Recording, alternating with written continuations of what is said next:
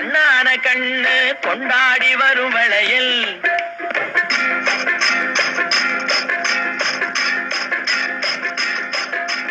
கல்யாண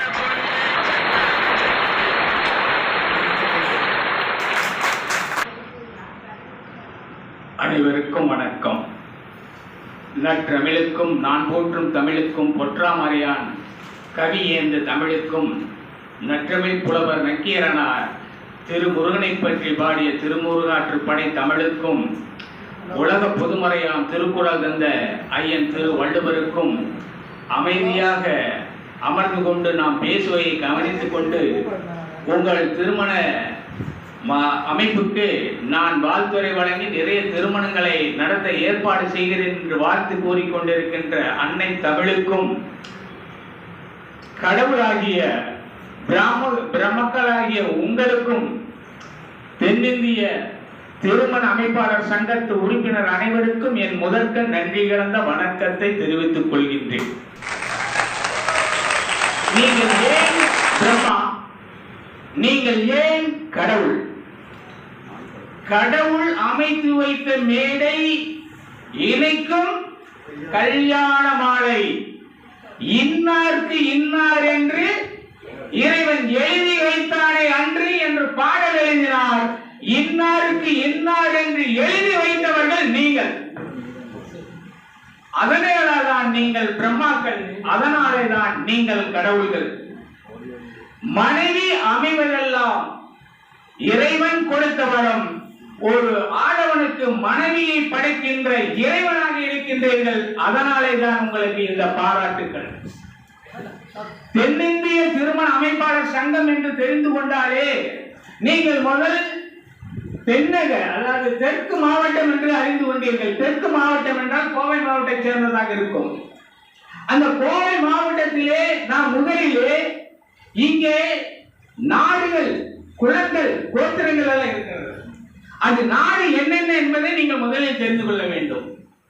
அதாவது அந்த நாடுகள் என்பதே மகா நாடு, மகா பூந்தர நாடு, ரட்டை நாடு, ரளைய நாடு, வஞ்சி நாடு, வஞ்சி வடகர நாடு, கீகர நாடு, மேகர நாடு, குரப்ப நாடு, ஆர நாடு, பருத்திப்புலி நாடு, கெங்கவெளி நாடு, பூபாரி நாடு, வெள்ளூர்கா நாடு, சேல நாடு, சேம நாடு, கொங்கு 24 நாடு.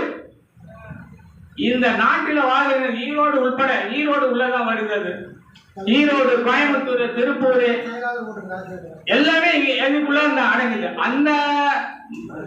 அந்த மாவட்டத்துக்குள்ள அடங்கி இருக்கிற நீங்கள் ஒரு திருமண தகவல் மையத்தை ஈரோட்டு நண்பர் தொடங்கி வைத்தார். தலைவர் இருக்கிறார்கள், இவங்க எல்லாம் ஏற்கனவே திருமண மையங்கள் அமைத்ததை நான் பார்த்திருக்கின்றேன். ஐயா மாரிமுத்து தொடர்ந்து செஞ்சிட்டு இருக்கிறாங்க. ஆனால் இந்த திருமண மையங்கள் சமீபத்திலே ஏன் தோல்வி கண்டதை போல அமைதியாக இருக்கின்றன? சிந்தித்து பார்த்தீர்களா? யாருக்காவது திருமணம் நடக்காம இருக்கா? ஏன் கல்யாணம் நடக்காம இருக்கா? கல்யாணம் ஆயிரக்கணக்கில், லட்சக்கணக்கில், கோடிக்கணக்கில் செலவு செஞ்சு நடத்துறாங்க. ஆனால் அவர்கள் கொடுக்கின்ற ஒரு 500 ரூபாய், 1000 ரூபாய் கூட நம்மளால் பெற முடியாமல் அதை பெரும் முதலாளிகளை போல இன்று கல்யாண அமைப்பு சங்கங்கள், நீங்கள் அல்ல, திரைப்படத்திலே படங்களை காட்டி மக்களை கவர்ந்து இந்த கல்யாண மாலை நிகழ்ச்சி நடத்தி கொண்டிருக்கிறார்களே, அவர்கள் சம்பாதித்துக் கொண்டிருக்கிறார்கள். நீங்க தூங்குனீங்க, அவங்க வெளிச்சிட்டாங்க. அதான் எம்ஜிஆர் சொன்னாரு, என்ன தூங்குறவன் கடைதனில் தூங்கியவன் முதல்வன் தான். அப்ப நீங்க எல்லாம் என்ன பண்ணீங்க? ஒரு பொண்ணை பார்த்துட்டு, ஒரு வரனை பார்த்துட்டு, நமக்கு இதன் மூலம் ஏதோ கிடைச்சது ஒரு 500 ரூபாய் வாங்கிட்டு, லைசன்ஸ் இங்க இருக்கிற யாரும் சொல்லல, பல பேரு மதுக்கடையில போய் படுத்துக்கிறாங்க. இந்த இல்லைங்களா? 500 ரூபாய் மதுக்கடையில தீர்த்துட்டு, என்னுடைய நண்பர் ஒருவருக்கு நான் இந்த மாதிரி மணமாலையில கேட்டிருந்தேன், பதிவு செஞ்சிருந்தாங்க. பதிவு செஞ்சவர் அவர் பின்னாடியே போயிருக்காரு. எங்க போனாருன்னா, வாங்க கடைக்கு போலான்னு கூப்பிட்டாராம். அவர் ஏதோ ஜாத கடைக்கு போலாமான்னு பார்த்தா அது வேற கடைக்கு போயிருக்காரு. அப்ப நீங்க உங்களுடைய பொறுப்பு, ஏன்னா நீங்க யாரு? கடவுள். அதாவது ஒரு பெண்ணுக்கு, ஒரு வரனுக்கு திருமணம் செய்து வைப்பதை அவர்கள் பெற்றோரோட செய்து வைக்க முடியாது, நீங்க தான் செஞ்சு வைக்கிறீங்க. அப்ப நீங்க தானே கடவுள், நீங்க தானே உண்மையான தாய் தந்தையர். அப்ப நீங்க ஜாதகம் பாக்குறீங்க, அந்த ஜாதகத்தை உங்களுடைய வாய் வழியாக, மனம் வழியாக நீங்க நல்லதும் சொல்லலாம், கெட்டதும் சொல்லலாம். சமீபத்தில் சொன்னீங்க மூல நட்சத்திரம் இருந்தால் மாமியாருக்கு ஆகாது, ஆயில்யம் இருந்தா மாமனாருக்கு ஆகாது. அது போக இன்னொன்னு நாகதோஷம் இருந்தா ஆணும் பொண்ணுக்கே ஆகாது, 1000 ஒருத்தருக்கு தான் அந்த தோஷம் இருக்கு, அந்த எழுப்பி பாருங்கன்னு சொல்றாங்க.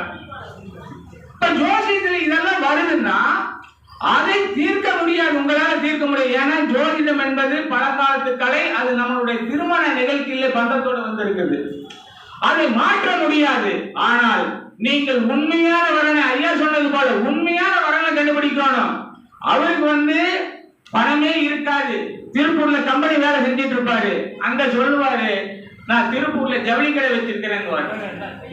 அப்ப நீங்க என்ன பண்றீங்க? சில பேர் அதை ஒத்துக்க வைக்கிறீங்க. இங்க பார்த்தா குடும்பத்துல சண்டை சச்சரவு, நீடித்த வாழ்க்கைகள் நடப்பதில்லை. நீங்க ஒரு உறுதி எடுத்துக்கணும், ஒரு ஆசிரியரை போல இந்த செயலை செய்கிறோம் என்றால் அது உண்மையான, நேர்மையான, கண்ணியமான, கடமையான, உயர்வான, உத்தமமான ஒரு செயலாக இருக்க வேண்டும் என்பதை நீங்கள் தெரிந்து கொள்ள வேண்டும். ஒரு வரனை பார்த்தோம், அந்த வரனுக்காக ஒண்ணு இல்லை, நீங்க சொன்னது உண்மைதான். எனக்கு ஒரு நண்பர் எங்கிட்ட அடிக்கடி கேட்டாரு, ஒரு பொண்ணு பார்க்கணுங்க, அதோடைய நம்பர் கொடுங்கன்னு சொன்னாரு. நான் நம்பர் சொன்னேன். எனக்கு பணங்கார ஒண்ணுங்கிற வேண்டாம். அவர் அந்த பொன் வீட்டாரை பார்த்து திருமணம் முடிச்சு விட்டாரு, கல்யாணத்துக்கு மட்டும் அழைப்பு வந்தது. நான் தப்பு சொல்ல வரல. ஏன் ஒரு விஷயம், ஐயா நீங்க சொன்னவங்களுக்கு அந்த திருமண நிகழ்வை ஏற்பாடு செய்து சொன்னா என்ன, அது நட்பு பேருக்கும் நானே இன்னொரு 10 பேருடைய எண்களை கொடுத்திருப்பேன், உங்களுக்கு வளர்ச்சி ஏற்பட்டிருக்கும்.